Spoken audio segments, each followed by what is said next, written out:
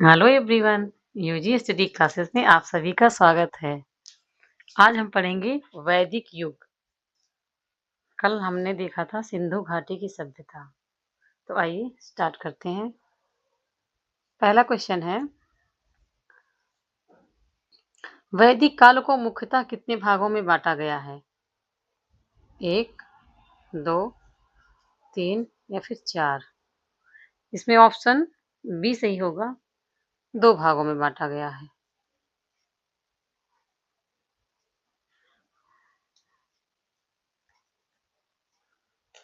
दूसरा क्वेश्चन, ऋग्वेद में कुल कितने मंडल हैं? 8, 9, 10 या फिर 12? दूसरे में ऑप्शन सी सही हो जाएगा। ऋग्वेद में 10 मंडल हैं। 10वें मंडल में गायत्री मंत्र है। तीसरा क्वेश्चन, वैदिक आर्यों का मुख्य व्यवसाय क्या था? ए व्यापार, बी कृषि एवं पशुपालन, सी शिकार, डी हस्तशिल्प।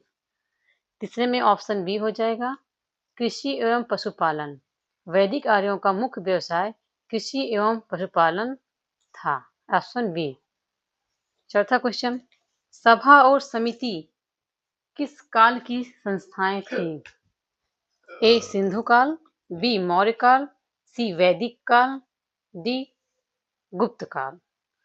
चौथे में आंसर सी हो जाएगा, वैदिक काल।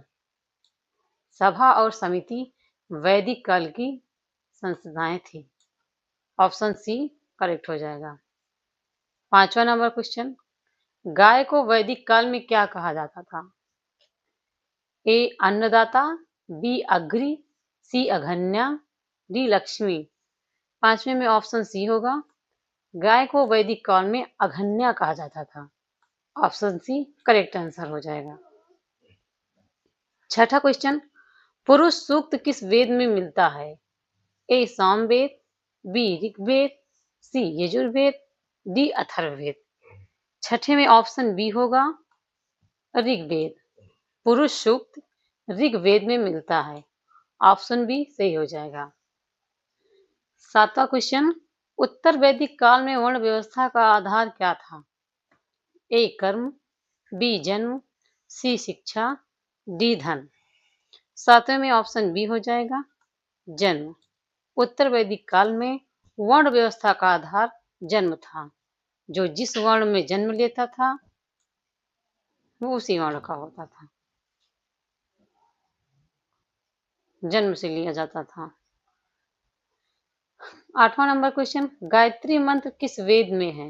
ए ऋग्वेद, बी सामवेद, सी यजुर्वेद, डी अथर्ववेद। 8वें में ऑप्शन ए हो जाएगा, ऋग्वेद। अभी ऊपर देखे थे ना, ऋग्वेद के 10वें मंडल में गायत्री मंत्र है।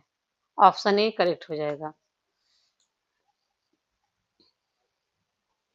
9वां क्वेश्चन, वैदिक काल में सबसे प्रमुख देवता कौन थे? ए विष्णु, बी ब्रह्मा, सी इंद्र, डी शिव।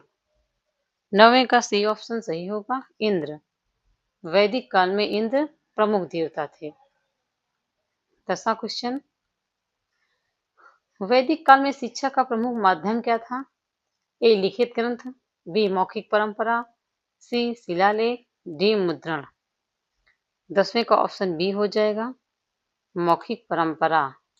वैदिक काल में शिक्षा का प्रमुख माध्यम मौखिक परंपरा था। 11 नंबर क्वेश्चन, उपनिषद किस काल से संबंधित है? ए प्रारंभिक वैदिक काल, बी उत्तर वैदिक काल, सी मौर्य काल, डी गुप्त काल। 11 में ऑप्शन बी होगा, उत्तर वैदिक काल। उपनिषद उत्तर वैदिक काल से संबंधित है।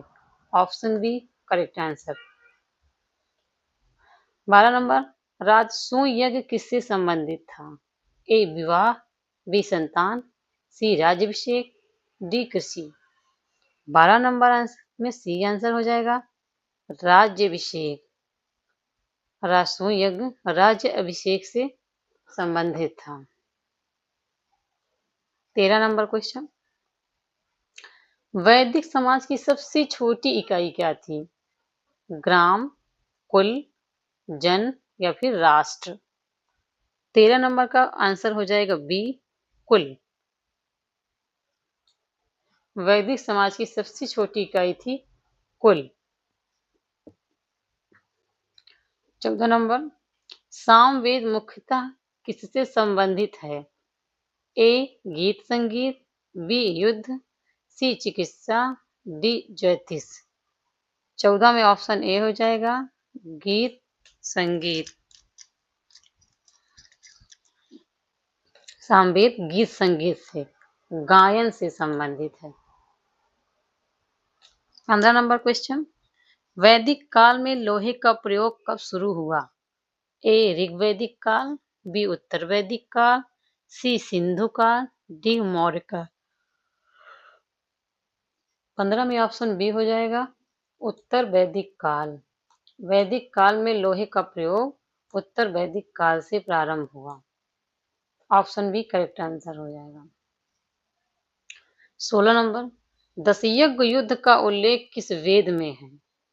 ए ऋग्वेद, बी यजुर्वेद, सी सामवेद, डी अथर्ववेद।